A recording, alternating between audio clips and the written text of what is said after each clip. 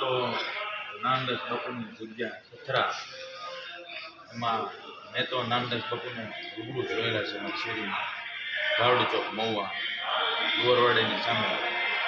અને ગીરી બાપુ અમારે ગીરી કોલ્ડિંગવાળા છે ત્યાં આવતા, અને સીતારામ ચામાં પણ આવતા. બાપુના તો રૂબરૂ દર્શન કરેલા છે.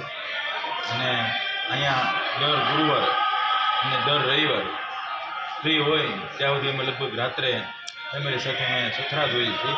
અને બાપુની પુણ્યતિથિ છે તે નિમિત્તે લોક ડાયરો 3 દિવસ ચાલે છે, અને રોજ મહાપ્રસાદ પણ ચાલે છે, ને 365 દિવસ 24 કલાક અન્નક્ષેત્ર પણ ચાલે છે.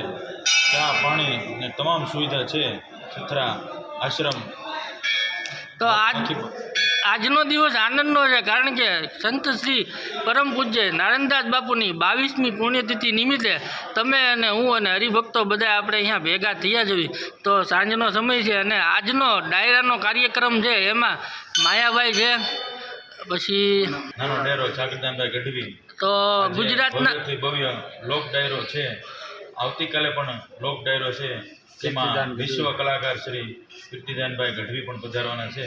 તો તમામ જનતાને તમામ આમંત્રણ તો ન હોય, આમાં પણ બધાને કૃપા એવી કરો કે બધા સૌ પધારો ખાખી બાપુના આશ્રમ સથરા મુકામ.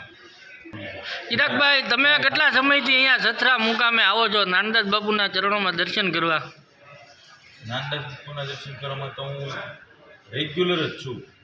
ને નાનદાસ બાપુ જીવતા હતા ત્યારે પણ હું પધારતો, ને અત્યારે પણ અવિરત આવું છું.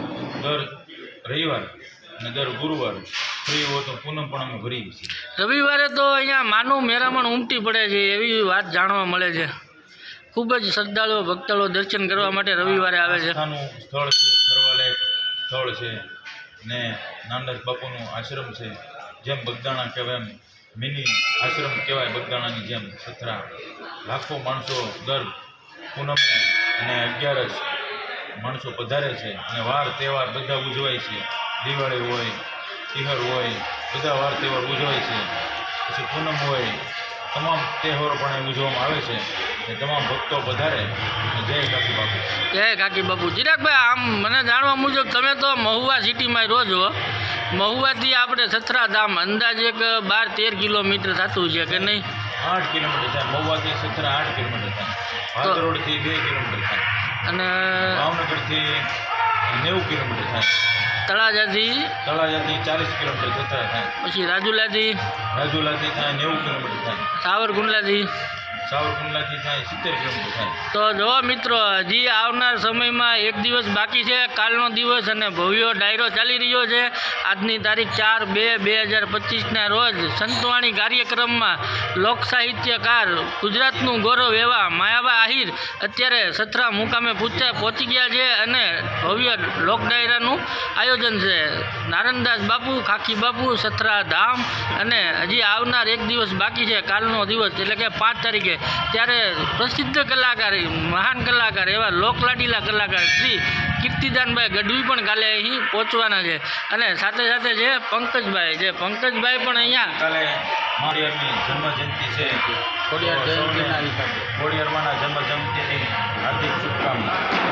અને આ જે આપણા પંકજભાઈ જે મહુવાથી છે, અને સથરા ધામે એમનું પણ ખૂબ જ લોકલાડીલું ગણાય છે કે એ અવનવાર અહીં આવતા જ રહે છે, અને નારાયણદાસ બાપુના ખૂબ પ્રિય ભગત છે. તો પંકજભાઈ, કેમ છો? મજામાં? તમે સથરા મુકામે ખાખી બાપુના ચરણોમાં દર્શન કરવા માટે કેટલા સમયથી આવો છો? બાપુની હયાતી હતી ત્યારથી અમે માફક પાનવાળા ભરતભાઈ, પછી મનુભાઈ બિલેટી અને 4-5 જણા પહેલેથી એમાં જેટા હતા, હાલમાં નથી અમારી જોડે. તો 5-6 જણા અમે વર્ષો પહેલાંથી અહીંયા આવી હતી. તો પંકજભાઈ, અત્યારે જાણવા મુજબ અત્યારે જે આશ્રમ છે ખાખી બાપુનો, નારાયણદાસ બાપુનો આ જે આશ્રમ છે, પહેલેથી જ આવો હતો તમે આવતા હતા ત્યારે, કે આ આશ્રમનું કાંઈ ડેવલપમેન્ટ તમારા હાજરીમાં કાંઈ થયું હોય એવું? નહીં, અમે આવતા ત્યારે જે આપણે અહીંયા બેઠા છીએ ધૂણા આગળ, કાંઈક નાની રૂમ નથી, આની પાછળ જે કૂવો છે હાલમાં છે. અને બાપુ બધે બાવળની કાંઠમાંથી આવી અને ત્યાં કૂવા બહાર બેઠા ત્યાં નાની ઝૂંપડીમાંથી હરિભક્તો જે આવે અને પ્રસાદી આ ઝૂંપડીમાંથી કાઢી અને બધું બનાવતા. બહારનો જે આપણે ઓલો ઝરૂખાનો નજારો છે એ નાનદાસ બાપુ હયાત હતા ત્યારે એ ઝરૂખો હતો કે એમના? નાનદાસ બાપુ ને અમે બધા એક પર બેઠા હતા. એમાં હસુભાઈ જે આ ટ્રસ્ટી મંડળમાં છે એન્જિનિયર બોમ્બેવાળા, એ હસુભાઈને મનુભાઈને બધાને બોલાવી અને વાત કરી હતી મહિપતસિંહને કે અહીંયા એક મોટો ઝરૂખો બનાવવો. તો કે આપણે કેવડો બનાવવો? તો નાનદાસ બાપુ લાકડી લઈ અને લીટો એને પાડી દીધો હતો અને ગોળ રાઉન્ડ માર્યો હતો અને એ પછી ધીરે ધીરે ઝરૂખાનું નિર્માણ શરૂ કર્યું. તો કહેવાનો ભાવ આ ઝરૂખો એટલે ધરતીકંપ મોટો ગયો એ પહેલાં બની ગયો તો ધરતીકંપમાં જરાય પણ એને કાંઈ થયું નથી. ઈજા નથી પહોંચી હજી એની પરિસ્થિતિમાં ને એની કન્ડિશનમાં છે. બાપુનો હાથ છે. બાપુનો જે ઈચ્છા હતી એ પરિપૂર્ણ થઈ અને ઝરૂખાનું નિર્માણ થયું. તો જો મિત્રો, આ છે પરમ પૂજ્ય સંત શ્રી નારાયણદાસ બાપુનું સાનિધ્ય સથરા મુકામ. અને અત્યારે આપણે બેઠા છીએ ધૂણા પાસે.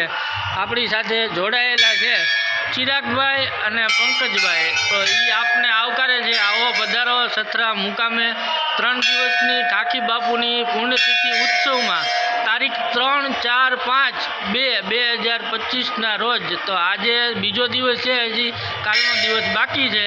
આજે તમારે આવવું હોય તો આવી શકો છો. માયાભાઈ અને બધા નામી નામી કલાકારો ડાયરામાં જોડાયેલા છે. તો અત્યારે અમે પણ આવી ગયા છીએ. તો જય ખાખી બાપુ.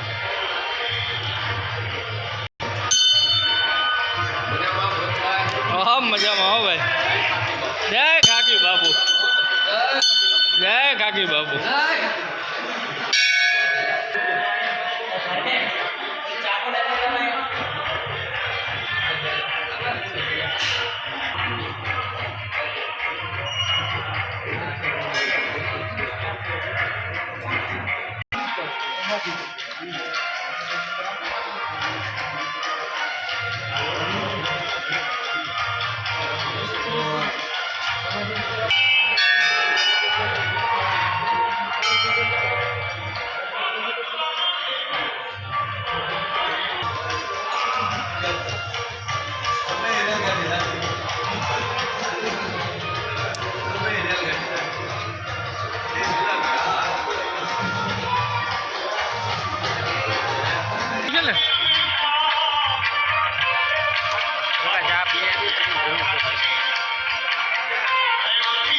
આપણે ઊભા થવી.